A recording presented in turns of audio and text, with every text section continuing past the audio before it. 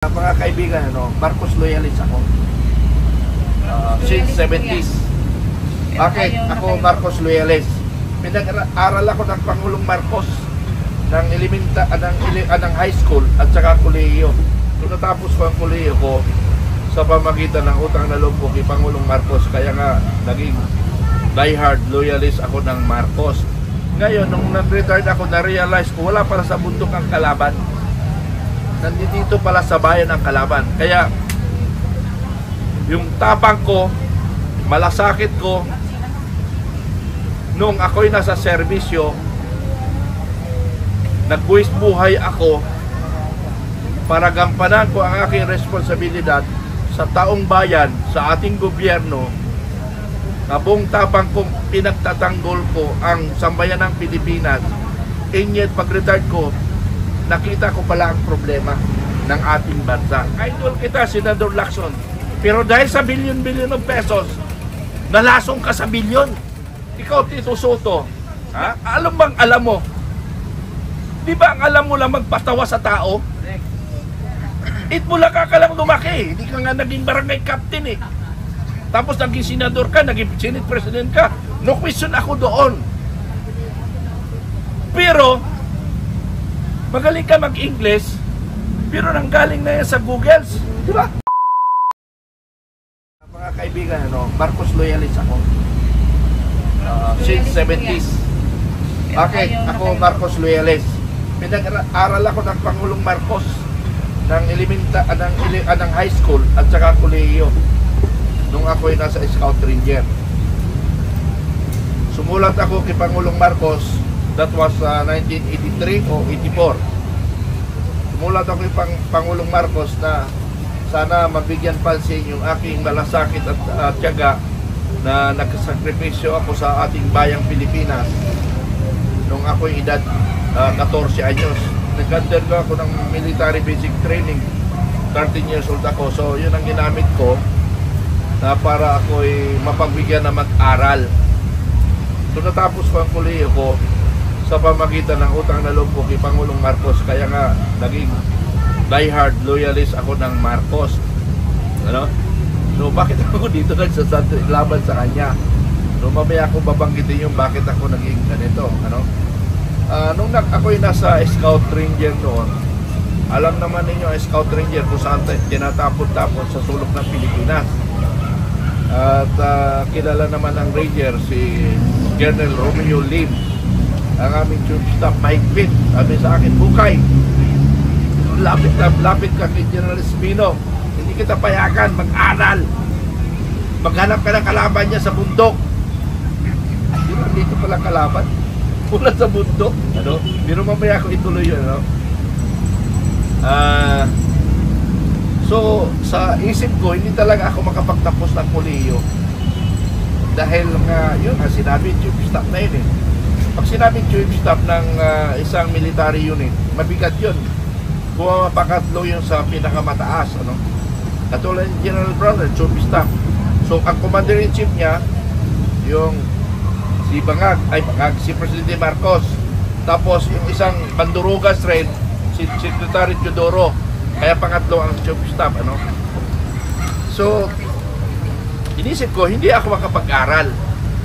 So, ang ginawa ko, kwento ito mga kaibigan, nagkwento lang ako bago ako naging walang hiya ngayon. Naging tarantado, naging parumbado. Sayang daw yung pagka-kernel ko dahil walang hiya, gago ako. Pero ayaw kong magpaloko sa manlulokong Pilipino. Kaya ako nag-aalma ngayon. Okay, balik ako sa pag-aaral ko. So, sumulat ako sa Pangulong Marcos. Hindi ko na, 1984 siguro yun ako sumulat. Kasi 1983, doon namatay si Aquino. Nasa Quezon Province kami noon. Na ganito rin, magulo ang Pilipinas noon, 1983. So yung aming batalyon, na Mountain Battalion, under na Scout Ranger, ipinulat kami sa Quezon Province. Dinala kami dyan sa Fort Bonifacio para ito, katulad yung ginagawa ng mga pulis ngayon.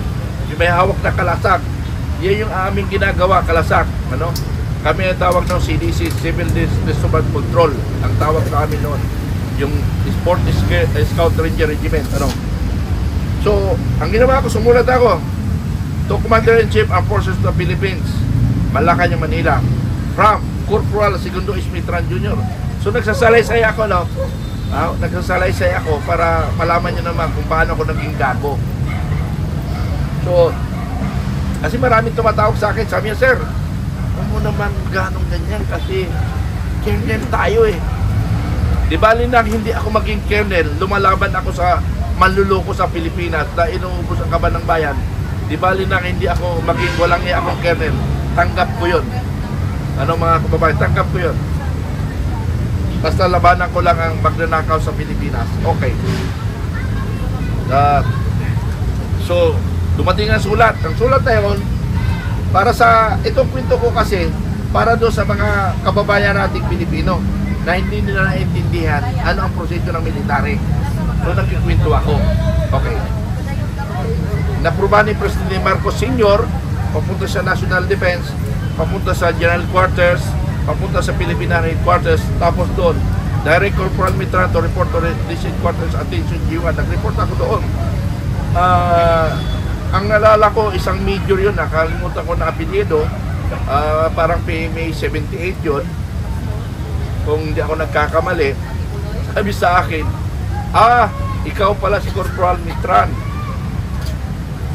Sabi niya, kasimple ng problema mo, pasulat-sulat ka pa sa Pangulo, dami niyang problema. Siyempre, isang corporal, medyo rin karap ko, hindi ako makareasoning. Sa isip ko lang, nagkagulo na. Ayaw nyo lang, part ng kanila yan, gulo nila. Okay. Pan lang yan, Carreño Military. Anyway, may pulis na may Carreño Military dyan. Okay. So tuloy tayo. Nasaan na ba nga ako? Si Major.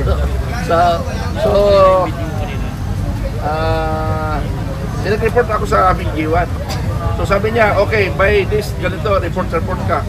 So nag-report ako, then nag-aral na ngayon ako sa Cabanatuan City, sa Aron University.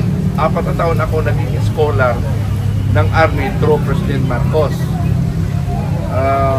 1985 yata o 84 ako na-aprobahan.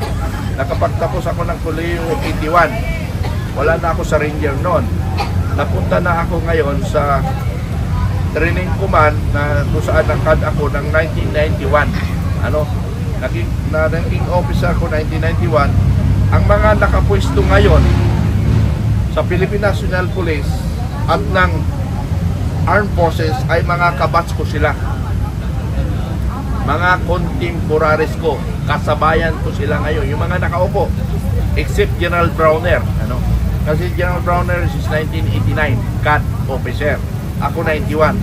But 90 up, yan yung mga kasabayan ko sa field na nakipagkera sa kalaban ng taong bayan.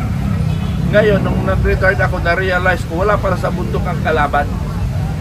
Nandito pala sa bayan ang kalaban. Kaya, yung tapang ko, malasakit ko, nung ako'y nasa serbisyo, nagbuwis buhay ako para gampanan ko ang aking responsibilidad sa taong bayan, sa ating gobyerno. Buong tapang kong pinagtatanggol ko ang sambayan ng Pilipinas. And yet, pag-retired ko, nakita ko pala ang problema ng ating bansa. Although noon, may corruption may corruption. Pero yung corruption nun, nami-minimize pa yung corruption.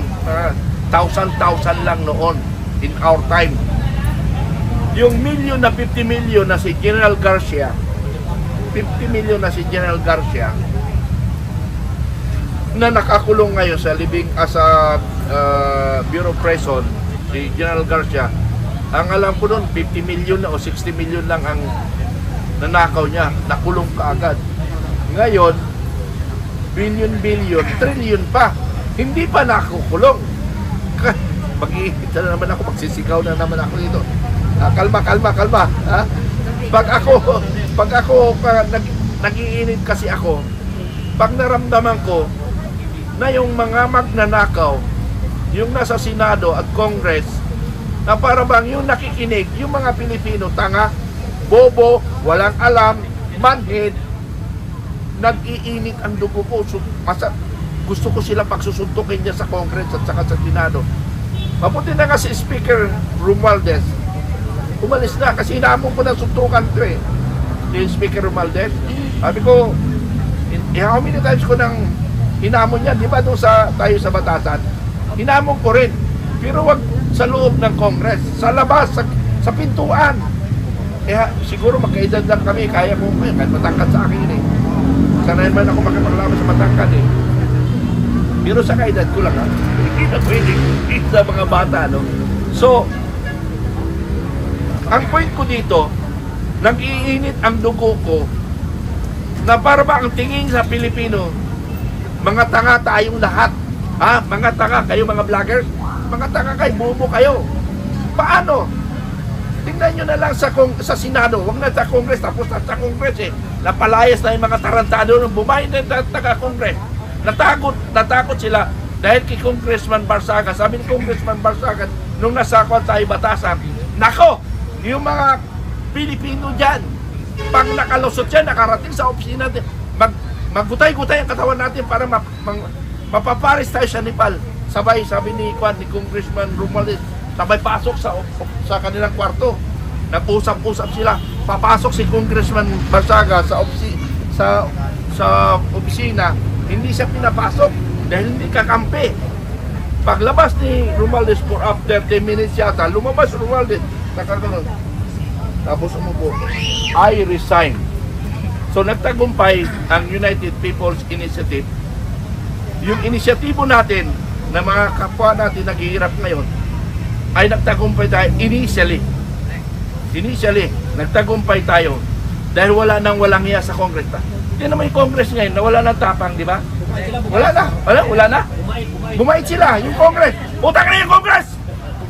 Bumait kayo, salamat, bumait kayo. Ha? Lumipat sa Senado, sir. Oo nga, utang ina. Pero kung hindi na Senado, kaya po rin natin pagbubugbugin dyan eh. Lumipat. Ikaw, Senador Lacson, magiging bastos ako ngayon. Lumipat kita sa Senado, sir.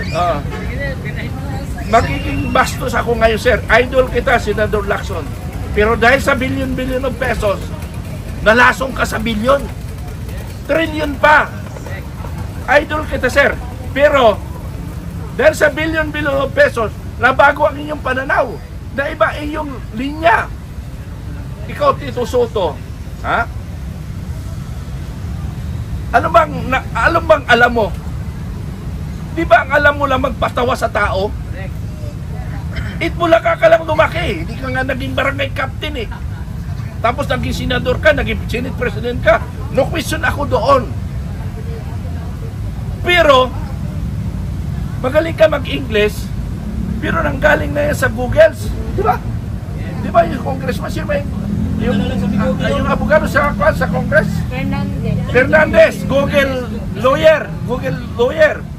Ito na naman si Soto, Google rin siya. I-google mo na lang. Ay, Google na lang. Kakalibat tama't mali. Bakit? Hindi ba tayo marunong mag-Google? Ha? Marunong tayo. Lahat nga tayo matalino ngayon eh. Ha? Okay.